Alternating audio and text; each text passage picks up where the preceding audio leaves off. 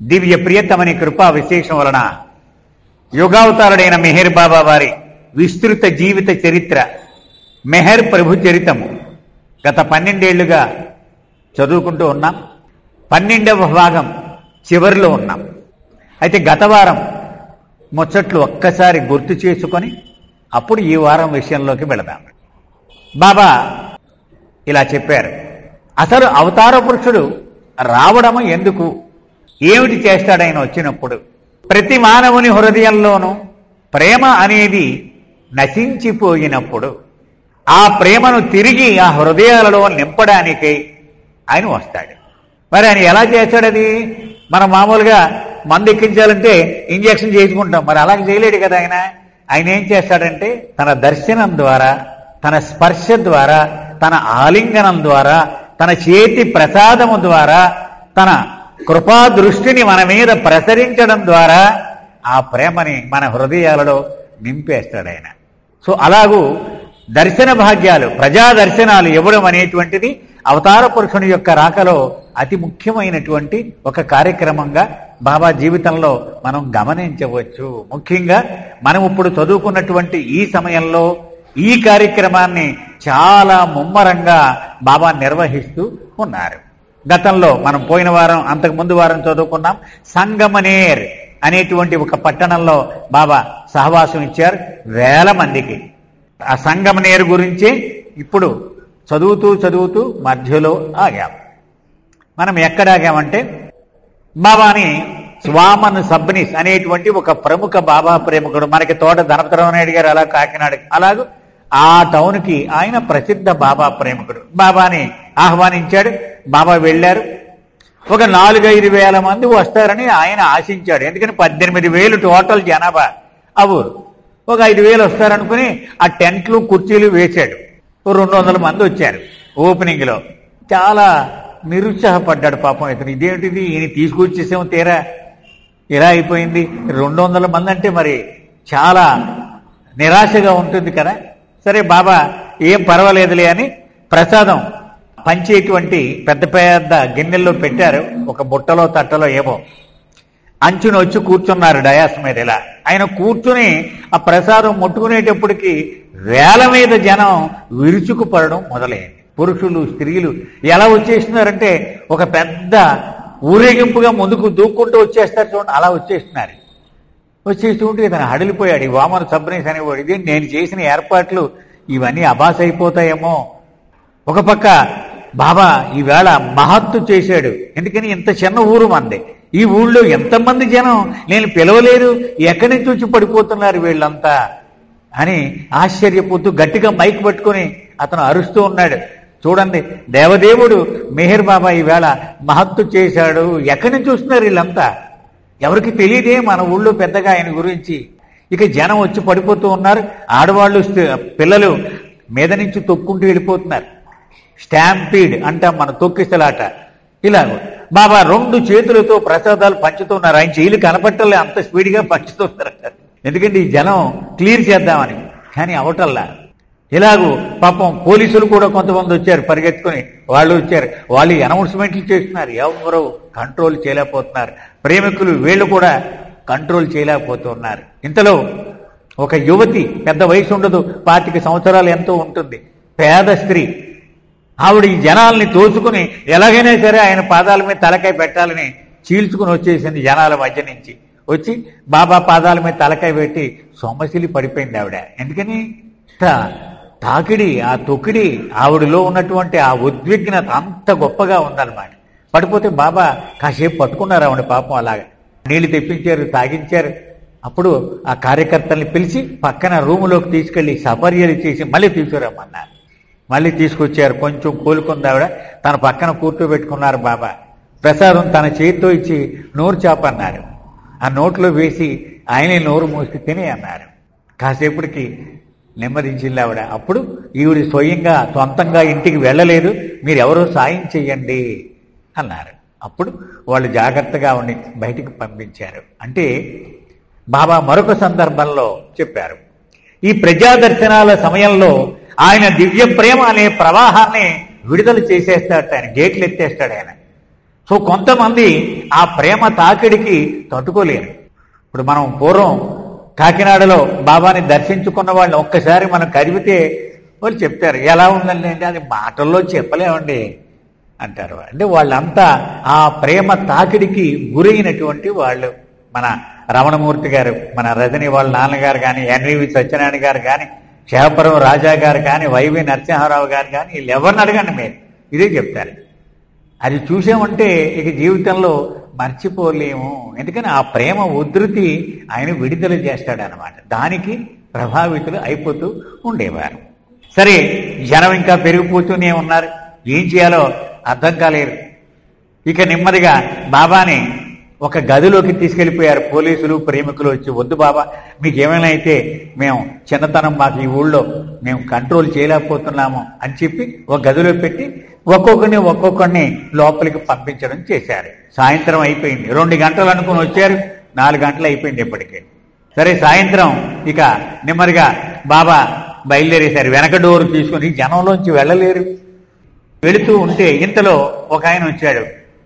పిల్లలకి ఒక ఆర్ఫనేజ్ నడుపుతూ ఉన్నాను నేను, అనాథ శరణాలయం, మీరు ఎలాగైనా సరే ఒక్కసారి పాదం మోపి వాళ్ళకి దర్శనం ఇచ్చి మీరు వెళ్ళాలి అని బాబాని ప్రాధేయపడ్డాడు. సరే పద అన్నారు. బాబా వెళ్ళారు. అక్కడికి వెళ్ళేటప్పటికి వేల మీద ఉన్నారు జనం. బాబాని ఎలాగైనా తీసుకొస్తానని మాట ఇచ్చి వచ్చాడు అతను. సో వాళ్ళకి మళ్ళీ ప్రసాదాలు పంచడం. ఇక ఆఖరికి లేట్ అయిపోతుంది. లేట్ అయిపోతుంటే ఇక బాబా చెప్పారు, ఆ ప్రసాదం తెమ్మన్నారు. తన చేతితో తాకారు. తర్వాత మీరు పంచి పెట్టండి. అయితే కార్యకర్తలని కలవడానికే కుదరలేదు. ఎంత అద్భుతంగా చేశారు వీళ్ళు ఊళ్ళో కలిసి పరిస్థితి లేదు. ఊరు దాటిన తర్వాత ఆ పొలిమేరలు దాటేసాక అక్కడ నా కోసం వేచి ఉండమని కబురు పంపించారు. అందుకని వాళ్ళని కలవడానికి అవకాశం లేక సో బాబా కోసం వాళ్ళు ఊరు దాటి అక్కడ వేచి ఉన్నారు. అప్పుడు ఒక్కొక్కరిని పిలిచి ఆయన తన ఆలింగన భాగ్యాన్ని ప్రసాదించారు. అప్పుడు వామన సబ్ని భోరుని ఏడ్చాడు, ప్రభు మా ఊళ్ళో నువ్వు ఎప్పుడు కనీ విని ఎరగినటువంటి అద్భుతాన్ని చేశావు నువ్వు. ఎందుకని ఎక్కడి నుంచి వచ్చారు వీళ్ళంతా అంటే బాబా నవ్వుకున్నారు. ఏం చెప్పలే ఆయన. అది మరొక సందర్భంలో బాబా చెప్పారు, అవతార పురుషుడు ఈ భూమి మీదకు వచ్చినప్పుడు ఎవరెవరికి తన దర్శన భాగ్యాన్ని ఇవ్వాలో ఆయనకు ఒక లెక్క ఉంటుందట. ఆ లెక్క ప్రకారం ఆయన దర్శనం ఇచ్చే వెళతాడు. ఉదాహరణకు ఆంధ్రదేశ పర్యటనలో ఉన్నప్పుడు మచిలీపట్నం నుంచి కారులో వచ్చేస్తూ ఉన్నారు. సాయంత్రం అయిపోయింది. ఒక చోట కారు ఆపమన్నారు. కిందకి దిగిపోయారు. ఇది ఏమన్నా లఘు సంఖ్య ఏదన్నా వచ్చిందేమో అనుకున్నారు. ఏం లేదు, అక్కడ చెట్టు కింద కూర్చున్నాడు ఆయన. వీళ్ళంతా ఎందుకు దిగేడినా తెలియదు. ఒక 10 నిమిషాలు అయ్యేటప్పటికి ముసలి వాళ్ళ బృందం లాంతరు పట్టుకొని పల్లెటూరు ఎక్కడి నుంచో పరుగులు పెట్టుకుని వస్తున్నారు. బాబా వస్తున్నట్ట ఒక్కసారి ఆయన చూసి వెళ్ళిపోదామని. సో ఈయన ఆగి వాళ్ళని ఆలింగన భాగ్యం ఇచ్చి అప్పుడు పదండి పోదామన్నారు. అంటే ఆయన లెక్క ఆయనకు ఉంటుంది. అలాగే కోటి సెంటర్ మనకి మీనాక్షమ్మ గారని ఉండేవారు. ఈ మధ్యనే బాబా దగ్గరికి వెళ్ళిపోయారు. ఆవిడ గురుప్రసాద్లో దర్శనం ఇస్తూ ఉన్నప్పుడు వెళ్ళింది. ఆవిడ ఏడాది కుర్రాడు. ఆ కుర్రాడిని ఎత్తుకొని క్యూలో నుంచుంది. ఆ కుర్రాడు ఏడుపు లంకించుకున్నాడు. మరి బాబా దగ్గరికి వెళ్ళినప్పుడు ఇదంతా ఆటంకంగా ఉంటుంది కదా. దగ్గరికి వచ్చేసింది బాబా దగ్గరికి. ఏడుస్తూ ఉంటే పరిగెత్తుకెళ్ళి వాళ్ళ నాన్న బయట కూర్చున్నాడు. ఒళ్ళో పెట్టేసి వచ్చేసింది ఆవిడ. వచ్చి బాబా దర్శనం చేసుకుంది. తలకాయ పాదాల మీద పెట్టేసింది. వెళ్ళిపోతూ ఉంటే చేయి పట్టుకున్నారు. చంటోడు ఏడని అడిగారు ఆయన. అంటే అంత లెక్క అనమాట. ఆయన ఖచ్చితం ఎవరికి దర్శనం ఇవ్వాలో అది ఇచ్చి తీరవలసిందే. సో పరిగెత్తుకెళ్ళి తీసుకొచ్చింది. అప్పుడు బాబా తన ఒళ్ళో కూర్చుండబెట్టుకుని ఆడుకున్నారు. కాసేపు ముద్దు పెట్టుకొని అప్పుడు ఇచ్చి తీసుకెళ్ళమన్నారు. ఆయన అవతార జీవితం అంతా కూడా ఇది మనం గమనించవచ్చు. వేలాది మంది ఉండొచ్చు, వీళ్ళందరినీ పట్టించుకోడు ఆయన. ఎవడో ఆయనకు లెక్క ఉంటుంది. వాడి కోసం అలాగూ వేచి ఉంటాడనమాట ఆయన. మొత్తానికి అంత కష్టం మీద అక్కడి నుంచి నిష్క్రమించడం జరిగింది. సరే, అది జనవరి 1956వ సంవత్సరం జనవరి 27 కదా. ఫిబ్రవరి 15 నుంచి ఏడాది పాటు నాకు ప్రత్యేకమైన కార్యక్రమం అని చెప్పారు. ఈలోగా ఈ దర్శనాలన్నీ ఇచ్చేస్తానన్నారు. మరునాడు ఆయన నవసారి వెళ్ళాలి. నవసారి అంటే గుజరాత్, మనకి తెలుసు కదండి. గుజరాత్ రాష్ట్రంలో పార్సీలు ఎక్కువగా ఉండేటువంటి ప్రాంతము నవసారి. మన భారతదేశంలోనే పార్సీలు ఎక్కువగా ఉండేది బొంబాయి, దాని తర్వాత నవసారి. అంటే అంత ప్రముఖంగా పార్సీలు అక్కడ ఉంటారన్నమాట, నవసారి. ఆ ప్రాంతానికి వెళ్ళాలి అన్నారు బాబా. సరే, గుజరాత్ వెళ్ళాలంటే మెహరాబాద్ నుంచి ప్రయాణం చేసుకుంటూ బొంబాయి వెళ్ళి బొంబాయి నుంచి వెళ్ళాలి, అదే దారి. అంచేత బొంబాయి వెళ్ళారు. బాబా ఎప్పుడు బొంబాయి వెళ్ళినా ఎక్కడుంటారండి? అర్నబాద్, నారిమన్, దాదాచాంజీ వీళ్ళిద్దరి యొక్క ఇల్లు ఆసియానా. బాబాజీ యొక్క జీవితం చూస్తే ఎన్నిసార్లు ఉన్నారో ఆ బంగ్లాలో. బాబా వస్తున్నారంటే రంగులేంచి ఇచ్చేవాడు ఆయన. కొత్త ఫర్నిచరు, కొత్త కప్పు సాసర్లు, కొత్త కర్టెన్లు, మొత్తం అంతా కొత్తవే. ఎందుకని మనం వాడిని దేవుడు వచ్చినప్పుడు ఎలా వాడతాం? మొత్తం 10 మంది, 20 మంది, 30 మంది తోటి వెళ్ళిపోయేవారు, అందులోనే ఉండేవారు. వాళ్ళు ఖాళీ చేసి వెళ్ళిపోయిన సందర్భాలు కూడా ఉన్నాయి.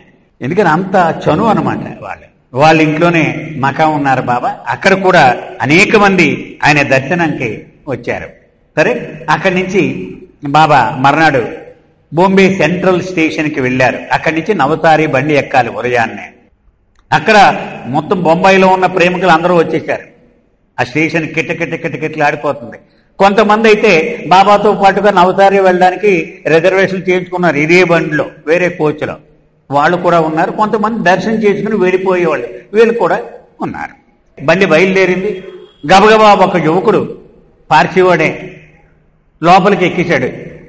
ఎక్కేసి నేను బాబా పక్కన కూర్చోవాలి, కాసేపు మాట్లాడాలి, నెక్స్ట్ స్టేషన్ దిగిపోతాను, నేను ఆయనతో మాట్లాడడం కోసమే నేను బండి ఎక్కాను అన్నాడు. బాబా సరే పక్క జరిగి వాడికి చోటు ఇవ్వండి అన్నారు. కూర్చున్నాడు. బాబా అన్నారు, ఏమిరా చెప్పు ఏమిటి నీ గోడన్నారు. 3 ఏళ్ల నుంచి నిన్ను కలవాలని తప్పించిపోతున్నాను బాబా, ఇప్పటికీ ఆ భాగ్యం నాకు కలిగింది, ఆ ఆనందంతో మాటలు రావటం లేదు అని అతను చెప్పాడు. అయిపోయింది. అతను నెక్స్ట్ స్టేషన్ వరకు బాబాతోటే ఉన్నాడు. అతను ఏదో చెప్పమన్నారు బాబా. ఇతను అన్నాడు బాబాతో, సాధు వాస్వాని మనందరం వినే ఉంటామండి, యూట్యూబ్లో కూడా టీవీల్లో కూడా వస్తూ ఉంటాయి, చాలా ఫేమస్ ఆయన. అతను చాలా గొప్పవాడు, అంతకంటే నిన్ను విపరీతంగా గౌరవిస్తాడు, ప్రేమిస్తాడు. నువ్వంటే ఎంత ప్రేమ అభిమానమో నేను చెప్పలేను బాబా అన్నాడు. ఓ శభాష్, వాడు నా ప్రేమికుడే అన్నారు బాబా. ఇంకా ఎవరో మీర్ చందాని అని మరొక యోగి కూడా ఉన్నాడు, అతన్ని కూడా నీ పరిధిలోకి తీసుకోవాలి అంటే బాబా నవ్వారు. ఎప్పుడెప్పుడు ఎవడిని నా పరిధిలో తీసుకోవాలో నాకు తెలుసులే, వర్రీ అవ్వకన్నారు బాబా. ఎందుకని ప్రపంచంలో పేరు ప్రఖ్యాతులు గాంచినంత మాత్రం చేత ఆయన దర్బారులో చోటు దొరకడం అది అంత సులభము కాదు. అది జన్మల అదృష్టం ఉండాలి. ఒకసారి బాబా ఇలా అన్నారు, మీరందరూ ఒక పొరపాటు అభిప్రాయంలో ఉన్నారు. ఫలానా వాడు నాకు చెప్పబట్టి, నేను ఈ పుస్తకాలన్నీ చదవబట్టి బాబాని ప్రేమిస్తున్నాను. ఇదంతా బోగస్. గత జన్మలలో నాతో నీకున్న సంబంధం పురస్కరించుకుని ఇక్కడ కూర్చున్నావు, లేకపోతే నీకు అర్హత లేదు అన్నారు బాబా. అంచేత ఈ జన్మది కాదు సుమా, గత జన్మల అదృష్టము ఉండడం వల్ల మనం ఈవేళ ఇక్కడ కూర్చున్నాము అని బాబా చెప్పారు. సరే, నెక్స్ట్ స్టేషన్ వచ్చింది. ఆ వ్యక్తి దిగిపోయాడు. మధ్యాహ్నం కల్లా నవసారి చేరారు. ఇక్కడ ఒక విషయం మనం మాట్లాడుకోవాలి. అసలు నవసారి అంటే దేనికి ప్రసిద్ధి అంటే, గుజరాతీ భాషలో ఉద్దండ పండితుడైన వాడు అక్కడ ఉండేవాడు. మొత్తం భారతదేశంలోనే ఫేమస్. మనకి విశ్వనాథ సత్యనారాయణ గారు శ్రీశ్రీ ఎలాగ ఫేమస్ తెలుగు భాషలో. బాబా 1922వ సంవత్సరంలో మంజిలిమీమ్ అని బంగ్లాలో ఉండేవారు బొంబాయిలో. ఒకసారి వెనక్కి వెళ్ళి గుర్తు చేసుకుంటే, అక్కడ తన మండలి సభ్యులకి గుజరాతీలోను ఉర్దూలోను ఉపాసనీ మహారాజు జీవిత చరిత్ర రాయమని అప్పగించారు పని. గుజరాతీలో రాసేశారు. దాన్ని ప్రింట్ చేయించమన్నారు. ఆ డబ్బులు చాలా కష్టం మీద సేకరించి ప్రింట్ చేశారు. ఎవరు చదువుతాడు దీన్ని? సరే బాబా అన్నారు, అలా కాదు, బాగా పాపులర్ అయినటువంటి ఒక మహాకవి దీనికి పరిచయ వాక్యం రాస్తే అప్పుడు ఈ పుస్తకం చదువుతారు అందరూను. అంచేత గుజరాత్లో నవసారిలో ఉన్నాడు వాడు. అతని పేరు సొరాబ్జీ దేశాయ్. అతని దగ్గరికి వెళ్ళి నేను ఇలా పంపించానని మీరు అడగండి అని 2 మండలి వాళ్ళు పంపించారు. వీళ్ళు వెళ్ళారు. అతను చూస్తే చాలా బిజీ, విఐపీలు, మంత్రులు వీళ్ళందరూ మధ్యలో ఉన్నాడు ఆయన. ఎవడో మెహర్ బాబు పంపించాడని చిన్న కాగితం పంపించారు. ఈ రమణం లోపల ఎవరు మీరు? ఈ పుస్తకం ఇచ్చారు, ఇంత లావు, అది చేతి వ్రాత ప్రతి, ఇంకా ప్రింట్ అవ్వాల, ఇది అయిపోతే ప్రింట్ చేద్దామని. ఏంటిదన్నారు. దీనికి మీరు పరిచయం వాక్యం రావాలని ఎవరిని అనుకుంటున్నావు నువ్వు? ఈ మెహర్ బాబా ఎవడో, ఈయన నన్ను అడగడం ఏమిటి, నేను రాయడం ఏమిటి, అంత ఖాళీ లేదు, పొండి బయటకు అన్నాడు. వచ్చాను. వచ్చి బాబాకి చెప్పారు, బాబా వాడు పొమ్మన్నాడు మమ్మల్ని. సరే అన్నారు. మళ్ళీ మన్నాడు పిలిచారు. మళ్ళీ ఈవేళ వెళ్ళండి అన్నారు. సరే మరి ఆయన చెప్పాడు, తప్పదు కదా. మళ్ళీ వెళ్ళారు. ఈసారి కొడతానని చెప్పాడు ఆయన రెండోసారి. సరే వచ్చేసారు. వచ్చి బాబాకి చెప్పారు, బాబా ఇది పరిస్థితి, ఓ పని చేయండి, మమ్మల్ని పంపించిన వాడు హ్యూమా అని చెప్పండి. మీరు గుర్తుంటే గనక 14 ఏళ్ల వయసులో బాబా హ్యూమా అనేటువంటి కలం పేరు మీద అద్భుతమైనటువంటి రచనలు చేసేవారు. ముఖ్యంగా పద్యాలు అరబిక్లోను, హిందీలోను, మరాఠీలోను. ఇవి చాలా చాలా ప్రాచుర్యం పొందాయన్నమాట. అందుకని అతనే మమ్మల్ని పంపించాడు అని చెప్పండి అన్నారు. వీళ్ళని చూడగానే అతను సర్రమని లేచాడు.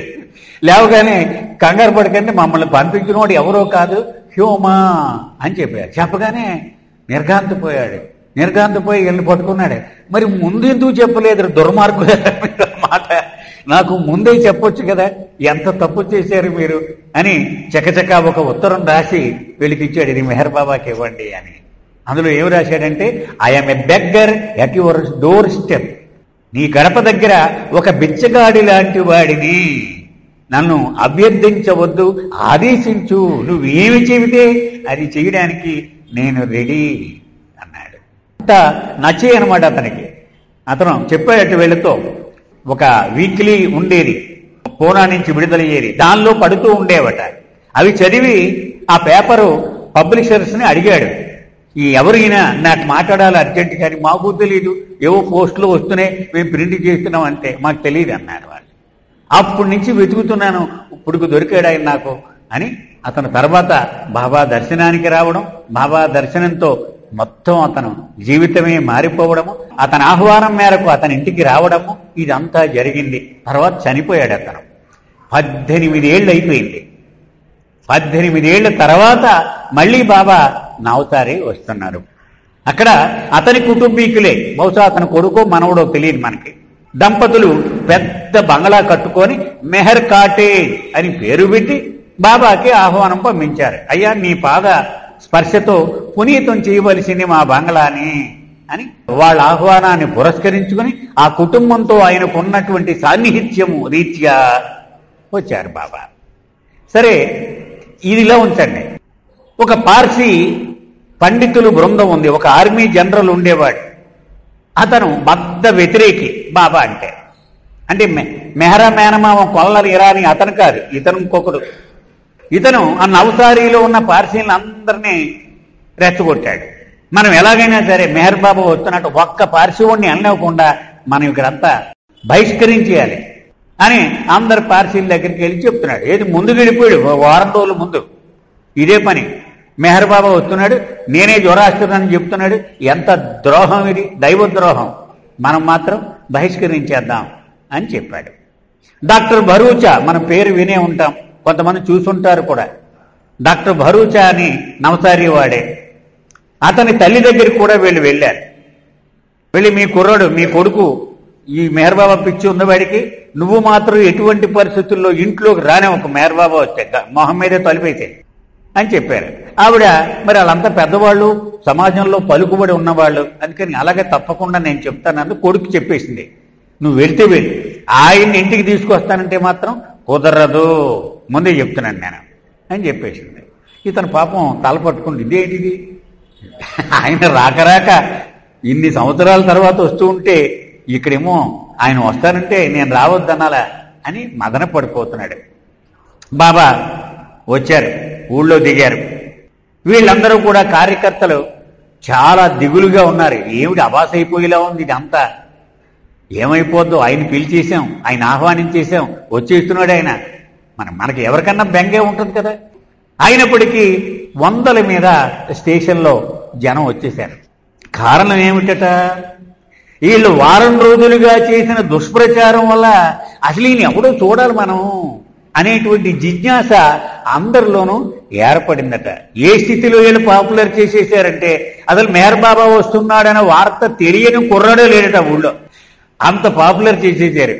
ఆ కారణంగా ఊళ్ళో జనం అంతా ఏంటి ఎంత తిట్టి పోషిస్తున్నారు, అసలు ఎవడో ఒకసారి చూద్దామేంటి అని ఆ స్టేషన్కి వచ్చేసారు. వచ్చేటప్పటికి బరూచాని ముందు చూశారు, పిలిచారు, ఇలా రాబోయ్ అన్నారు. మనకు టైం లేదు, అసలు ఎవరిళ్ళకి వెళ్ళడం లేదే, నచ్చేది నీ ఇంటికి రాను ఏమనుకోకన్నారు. ఇప్పటికి నిర్ఘాంత పోయేది లేలాగా ఎలా చెప్పాలా బాబా కానీ నేను ఆందోళన చెందుతుంటే వీళ్ళకి ఎలా తెలిసిపోయింది, అచేత నేనేం రాను నువ్వేం వరి అవ్వకు అన్నారు. ఇప్పుడు నిర్ఘాంతపడి షాక్ అనమాట. మొత్తానికి బాబా వాళ్ళ ఇంటికి వెళ్ళారు. ఎవరింటికి? మన సొరాబ్జీ దేశాయ్ ఇంటికి దర్శనం మొదలు పెట్టారు బాబా. అక్కడ కూడా అంతే, వేల మీద వచ్చేస్తున్నారు. 20,000 మంది వచ్చారటండి. ఆవేళ 20,000 మందికి నెల 2 చేతులతో పంచుతూనే ఉన్నారు. ఇలా ప్రసాదం ఇలా నడుస్తూ ఉంది. ఈ కార్యకర్తలంతా భయంగా చూస్తున్నారు. జనం వచ్చేస్తున్నారు, ఎంత నెగిటివ్ ప్రచారం చేసినా ఏమైనా అల్లరి పెడతారేమో అని వాళ్ళంతా చూస్తూ ఉన్నారు. 5 తొంటరి యువకులు వచ్చారు. వచ్చి మేరు బాబా ముర్దాబాద్ ముర్దాబాద్ అంటే నశించిపోవాలి అని పెద్ద పెద్ద స్లోగన్స్ కొట్టడం మొదలుపెట్టారు. వీళ్ళంతా నిర్ఘాంతపోయారు. అయ్యేంటి ఇంత దారుణమా అని. వెంటనే బరూచాన్ని పిలిచారు బాబా. ఏమి మీరు సమాధానం ఇవ్వద్దు, నేను ఎక్కడున్నానని అడిగారు బాబా. అందరిలో ఉన్నా, మరి వాళ్ళలోనూ ఉన్నది నేనే, సో నేనే కొడుతున్నాను స్లోగన్ అనుకో, అయిపోయింది కదా, నీ కోపం పోయింది కదా. అయితే ఇక్కడ లేనటువంటి విషయము మరొక పుస్తకంలో ఉన్నది ఏంటంటే లార్డ్ మెహర్లో లేదండి. అతను కార్యకర్తలు పిలిచి అవసరమైతే వాళ్ళని బలవంతంగా బలం ప్రయోగం చేసి దూరంగా ఈడ్చేయమన్నాడు. బాబా కోపం వచ్చింది, పిలిచారు బరూచాన్ని. ఎన్నాళ్ళుగా నన్ను ప్రేమిస్తున్నావు, నువ్వు నా పరిధిలో ఎన్నాళ్ళ నుంచి ఉన్నావు అన్నారు. చెప్పాడు 10 ఏళ్ళు 15 ఏళ్ళు. మరి 15 ఏళ్లుగా నిన్ను నేను భరిస్తున్నానే, నువ్వేదో చాలా సివిలైజ్డ్గా చాలా పాలిష్డ్గా ఉన్నావు అనుకుంటున్నావేమో. నీకు వాళ్ళు ఎంత చికాకు తెప్పించారో నీ ప్రవర్తన నాకు అంతే చికాకు తెప్పిస్తూ ఉంది. అయినా నేను 15 ఏళ్ళుగా భరించాను. నేను నా కోసం 5 నిమిషాలు భరించలేవే వాళ్ళని నువ్వు. నిర్ఘాంతపోయాడు. అంటే ఆ సహనము అది నేర్చుకోవాలి అని బాబా ఆ సందర్భంగా ఒక అద్భుతమైనటువంటి ఒక సందేశాన్ని ఇచ్చారు బాబా. అదేంటంటే, మీరేమనుకుంటున్నారు, సదా బాబాని స్మరిస్తున్నాము అనుకుంటున్నారు, అవునా అని అడిగారు. ఎస్ బాబా. వాడు కూడా అదే చెప్తున్నాడు. మేర్ బాబా ముర్దాబాద్ మేర్ బాబా ముర్దాబాద్ అని మీకంటే ఎక్కువసార్లు చెప్తున్నాడు వాడు. సో వాడు నా నామాన్నే చేస్తున్నాడు కదా. అంచేత నా నామం ప్రేమతో చేస్తున్నాడా ద్వేషంతో చేస్తున్నాడా నాకు అప్రస్తుతం. నా నామం చేస్తున్నాడా లేదా, వాడి ధ్యాస నా మీద ఉందా లేదా, ఇదే నాకు కావలసింది. అంచేత వాడి మీద కోపం ఎప్పుడు పెట్టుకోవద్దు. నాకు నవ్వు వస్తుంది వాళ్ళని చూస్తూ ఉంటే, పాపం వాళ్ళకి తెలియదు కదా మరి, కానీ అదృష్టవంతులే అన్నారు. అయితే మరొక చోట ఇందులో కాదండి బాబా ఇలా చెప్పారు. రామాయణం అంతా మీరు విని రావణాసురుడు బహుదుర్మార్గుడు అనుకుంటూ ఉంటారు మీరు, కానీ నేను చెప్తున్నాను వినండి. రావణాసురుడికి మోక్షం ఇచ్చేశారు నేను అన్నారు బాబా. ఆయన చూస్తే రాముడి భార్యను ఎత్తుకుపోయాడు, రాముడి మీద కత్తి తీసి యుద్ధం చేశాడు, ఎంతో మందిని చంపాడు మనం అనుకుంటూ ఉంటాం. దానికి కారణం బాబా చెప్పారు. యుద్ధం మొదలవ్వక ముందు నుంచి ప్రతిరోజు కూడా నా గురించే వాకపు చేస్తూ ఉండేవాడు. ఎవడయ్యా ఈ రాముడు, చూస్తే మామూలు మానవుడు, తొక్క కూడా లేదు, ఓ పంచి కడతాడు, ఒక బాణం భుజాన్ని తగిలించుకుంటాడు, ఇలా తిరిగిపోతూ ఉంటాడు. ఎందుకు మీరంతా ఎంత పిచ్చోళ్ళు అయిపోతున్నారు అతనంటే? ఏమిటి ఆకర్షణ, ఏ శక్తి ఉంది అతనిలో కదా? నాకంటే అపారమైన శక్తి సంపన్నుడు ఎవడూ లేడు ఈ సృష్టిలో. అందరినీ ఇంద్రుని ఓడించేశాను, వాడిని ఓడించాను, వీడిని ఓడించాను, కానీ ఇతను ఏమిటి ఎంత శక్తి అని నా గురించే ఆలోచించేవాడు. ఈవేళ యుద్ధమై రాత్రి వెళ్ళి అక్కడ కూడా ఇదే ఆలోచిస్తూ ఉండేవాడు. ఇదే ఎలాగ రేపు అతన్ని ఎలా ఓడించాలి. నామస్మరణ వలన వాడికి అర్హత వచ్చేసింది, వాడికి మోక్షం ఇచ్చేశాను నేను. అది ఇక్కడ బాబా చెప్తున్నది. మరొక ముఖ్యమైన విషయం కూడా బాబా చెప్పారు. చేసేది ఇంతమంది వ్యక్తులు అనుకోవద్దు, నేను ఒక్కడినే. ఎవడు ఏ పని చేసినా వాళ్ళ ద్వారా చేసేది నేనే, అది మర్చిపోవద్దు మీరెవరు. I'm the only doer, Baba చెప్పిన మాట. I'm the only doer. Francis Brabazon అనేటువంటి ఆస్ట్రేలియన్ మహాకవి ఇలా చెప్పాడు. పప్పెట్ షో అంటారు, అంటే మనం తోలుబొమ్మలాట అంటాం కదా. ఉదాహరణకు రామాయణం చూసామనుకోండి, రాముడు బాణం వదులుతూ ఉంటాడు, రావణాసురుడు తిరిగి బాణం వదులుతూ ఉంటాడు. అద్భుతంగా ఉంటుంది అదంతా. వెనక నుంచి వ్యాఖ్యానం నడుస్తూ ఉంటుంది. కొత్తగా చూస్తున్నాడు, ఎంత బాగా యాక్ట్ చేస్తున్నారు వీళ్ళంతా అనుకుంటున్నాడు. సరే, అంతా అయిపోయిన తర్వాత చాలా బాగా యాక్ట్ చేశారని వాళ్ళు యాక్ట్ చేయడం ఏంటండి. ఓసారి తెర తీసుకుని లోపలికి వెళ్ళరండి అన్నాడు ఎవడో మనబోటాడు. తెర తీసుకుని లోపలికి వెళితే వెనకాల ముసలోడు కూర్చున్నాడు, చేతులకి వేళ్ళకి దారాలు కట్టి ఇవన్నీ ఆడుతున్నాడు. అలాగూ ఈ సృష్టిలో ప్రతి వ్యక్తి ద్వారా ఆడించేది ఈయనే, ఆయన ఒక్కడే. సో వీళ్ళకి ఏమీ స్వయంగా కదిలేటువంటి శక్తి లేదు, ఆయన ఒక్కడే. ఆ విషయం కూడా ఆ రోజు బాబా చెప్పారు. అంచేత వాళ్ళ మీద ద్వేషం పెంచుకోవద్దు సుమా, నేనే వాళ్ళ ద్వారా ఇదంతా చేస్తున్నాను అన్నారు. ఇక్కడికి ఈరోజు ముగిద్దామండి. అవతార్ మెహర్ బాబాకి జై.